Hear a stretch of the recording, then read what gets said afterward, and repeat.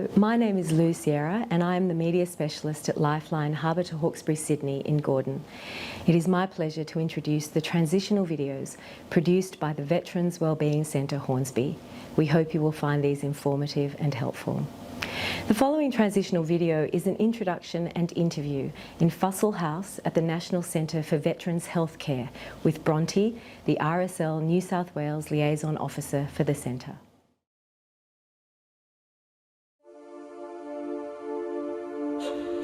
Hi, my name is George May. I'd like to welcome you to the Veterans Wellbeing Centre Hornsby transition video.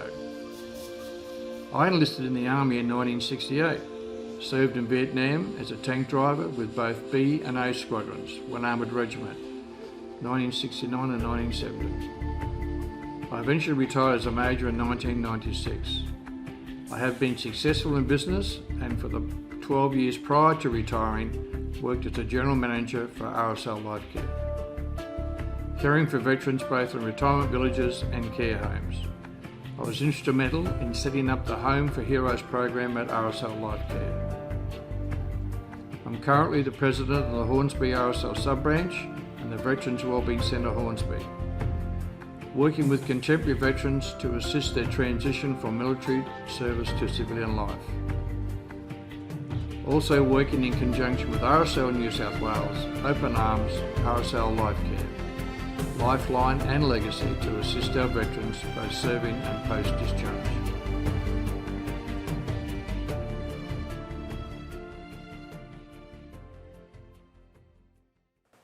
G'day Bronte, how are you? Good, that's yours. Good. We're at Fussell House, mate. Have you ever gone there and talk about transitioning from the military to civilian life? Because I think it'd be a great idea. Thanks, sounds like a plan. Thank you. Bronte, please take a seat. Thanks, mate. Bronte, welcome to the Veterans Wellbeing Centre Hornsby transition video. Now we're filming today at the National Centre for Veterans Healthcare here at Concord, and you play a very important role here. What's that role, Bronte? Yeah, thanks, George. Yes, I'm RSL Liaison Officer here at the Centre. I work with the clinical case managers and I assist veterans who request the service to link them to non-clinical services and supports. Now, I'm led to believe you're an ex-Navy man? Yeah, that's correct. I did 9 years in the Navy, served throughout the 80s. Yep. Were you a stoker or something when they call those blokes, shovel the coal? Yeah, look, I was a stoker, as we know, but served on diesel ships and gas turbines, so you know, more of a kerosene cowboy, as they say. Okay, now today we're going to discuss transitioning from the military to civilian life, and I know the centre here plays an important role for those prior to discharge as well as post-discharge for their medical well-being. So perhaps we could go through some of the 10 or 12 steps to consider before you go into your transition into discharge, or perhaps actually went on the DVA website and got some information. So with your experience and my experience, because I know your discharge or transition wasn't very smooth at the time, and I don't think mine was back in the 90s either. Perhaps you want to just tell me a little bit how you transitioned from the Navy. Yeah, sure. Look, my transition experience, I have to say, I left voluntarily, so I had no issue. It wasn't a surprise. I had no issue from that sense. But the transition experience then is very different to what it is now. I think I had a medical at the sick bay, got my final pay and walked out the front gate at Garden Island, handed in my ID card. That was probably the sum total. Sounds very similar to what I experienced in the mid-90s, even as an officer leaving the military. I was actually planning my discharge well prior to discharge, but a lot of people weren't. And at that time, we only had like a resettlement seminar available should you wanted to go on it, but you kind of weren't encouraged to go. And basically, when you handed in your ID card and all your kit, that was it, and there was no following support once you were gone. Yeah. But I've noticed now, after interviewing some of the younger contemporary veterans these days, that there's a lot of support available prior to discharge and also post-discharge, that there's like liaison officers, veteran support officers, coaches that can help you through that process. Yeah, correct. Do you know much about that at the moment? Yeah, look, I've being in the veteran, doing the job that I'm doing in the veteran space, it's very important to sort of understand the supports and services out there. And I think the member discharging now, there's a lot of transition information available. Right. The Defence Member and Family Support Branch has transition seminars, coaches, a lot of great information. And DVA also has a lot of information available for services that people can plan for when they get out. So really it's up to the individual to do something about it themselves. I mean, all these services are available because, as we spoke earlier today, that there is the Department of Defence to help you for when you're about to get out and probably post-discharge, and also Department of Veterans Affairs is also out there.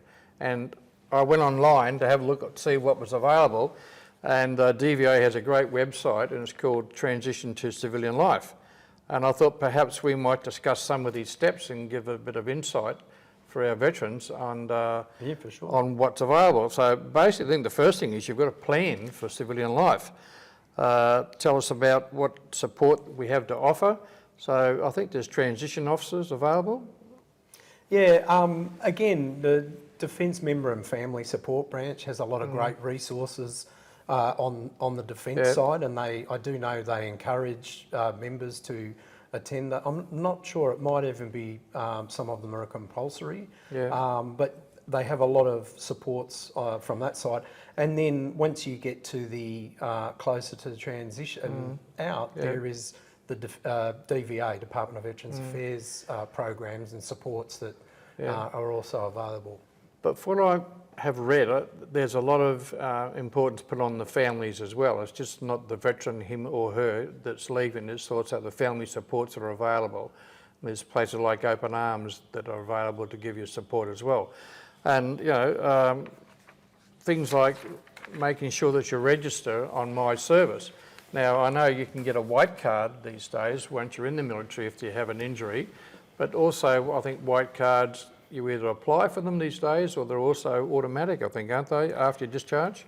Yeah, I believe so, that when you're discharging now from the ADF, you can certainly go on to through the MyGov portal, go on and register a My Service and get DVA white card before you discharge, which is great. And then I believe that current serving members who on discharge, DVA acknowledges that they're eligible and they get a card sent out to them. Right, because I know the government has moved over the years to grant all veterans a white card, which will help you with any mental health issues that you might have. Then also, if you've had some injuries during your service, a lot of that can be recorded on your white card as well for liabilities and also that enable you to claim. Now, what I gather is that a lot of military people don't have Medicare cards and things like that, so it would be quite smart to log into My Service and get yourself registered on My Service, because that also links you into Centrelink and the ATO and other government organisations, and that would help you travel through that transition period as well. Now, I think I heard something about a tender stepping out course or something for families. How does that work? Yeah, so I think Stepping Out is a program, again, that is run by Open Arms. It's a two-day course, I believe. So Open Arms is used to be the Vietnam Veterans Family Counselling Service. It's been around for a long, long time, supporting veterans and their families. And I think that's a good, one of the many places where you can get information and tips and guides on what to do when you are leaving. Yeah. So really, it's changed a lot since we were in the military, and I think it's great that all these services are available. But once again, the veteran himself or herself has got to do this and get themselves linked in, because if they don't get off their clicker and do it, it's not going to happen. Yeah, I think we were talking before, George. I've looked at a lot of the transition packs and information, and there really is a lot of great information out there, and so many members do transition successfully. Yep. But I sometimes do ask myself if if a 24-year-old, 25-year-old me would have read that a pack cover to cover. So, but yeah, look, I think it's great. There's definitely a focus on making transition a smoother process and better from the ADF, so that families and veterans and their families can thrive and survive when they get out. Now, I also looked at the website the other day and I noticed that there's like a free health check as well, which you can have done prior to discharge. I'd imagine you have that done with your normal medical services from the military, but there's also a post-discharge. You can have one free medical, I think, for up to 5 years or something afterwards. Yeah, I believe it's 2019 if you served or discharged after 2019. And again, it's looking after those the health and well-being of the member and veteran. And sometimes we discharge and we think we're bulletproof and we're not quite sure what's going on. And just having that regular checkup is a really good way to sort of monitor and track things. So it's a great program. Yeah, that's especially if you don't already have a white card for a specific injury or something. This will help you through that first year or two, which I guess is very difficult for most veterans, especially with the family, to try and get reorientated, get a job, get your kids off to school. So all those little helps along the way would make it a bit smoother. I also found out the other day too that there's a $5,200, I think, or $5,800 allowance available for veterans to do re-education and attend courses and things as well, which helps the veterans assimilate. Yeah, I'm not 100% familiar with the dollar figure you're talking about, but there is, I know the Prime Minister's employment program is there. New South Wales Office of Veterans Affairs has a veterans employment program for veterans in New South Wales getting into public sector jobs, and ESOs. There's a ton of ESOs, RSL employment program. Lots of ESOs out there that have great employment, that understand the nuances of military service and how that translates into the civilian world. Yep. And another thing that's important too, if you have been injured or suffering some issues with your health, it's pretty important that you put a claim in. I know way back in the mid-90s when I injured myself, my warrant officer medic said, "Oh, you should put a claim," and I'm thinking, no, I'll be fine, I'll be fine. But no, George, you should do something, because as you get older, you'll probably deteriorate a little and you'll have some issues.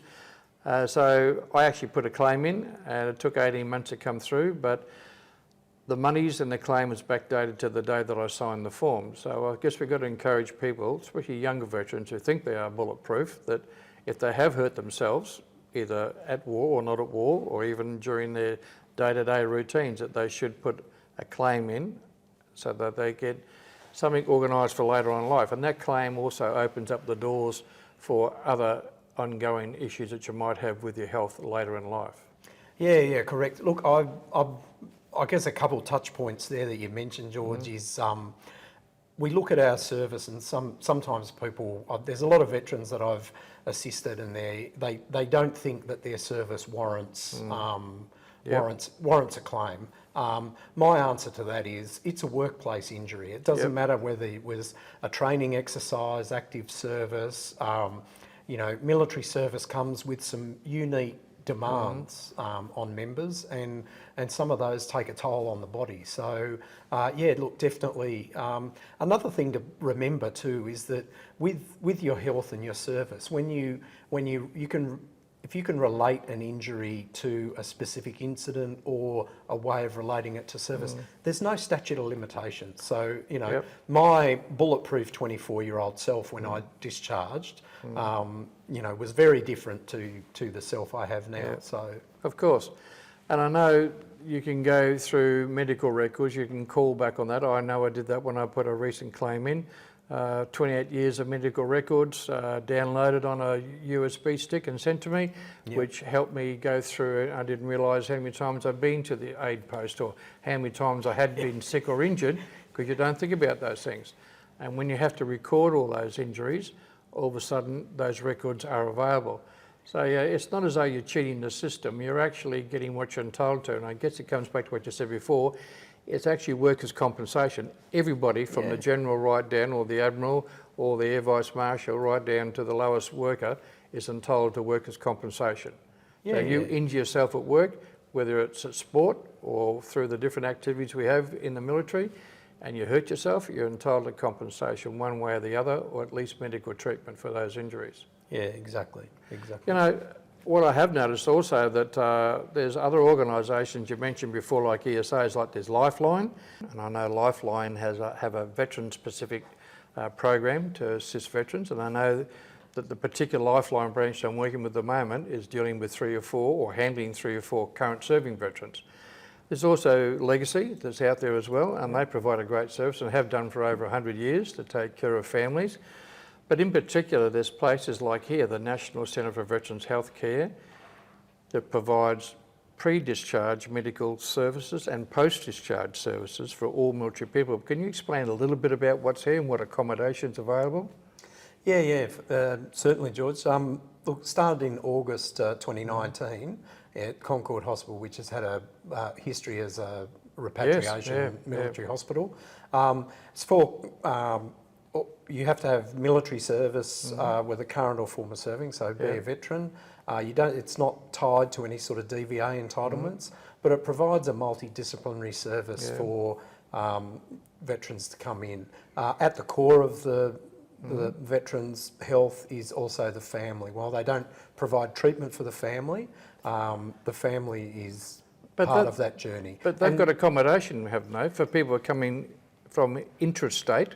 Exactly. Or even out of the state, because this is a national centre, isn't it? Exactly, and that was where I was going with the family, is that they have Fussell House here, which is 19-room mixed-style accommodation. Right. It's hotel quality, so that the veteran and their family can come in and they can be part of that treatment journey. But also, you can do all your appointments within a day or two while you're here, rather than keep coming back. That's the plan as well, isn't it? Yes, exactly.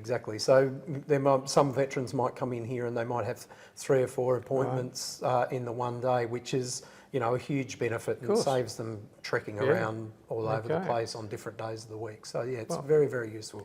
Very great service. Well, thank you for joining us today, Bronte. It's great to have you here, especially as the liaison officer for the health centre here. And I'd like to thank you very much for being involved in our Veterans Wellbeing Centre transition video.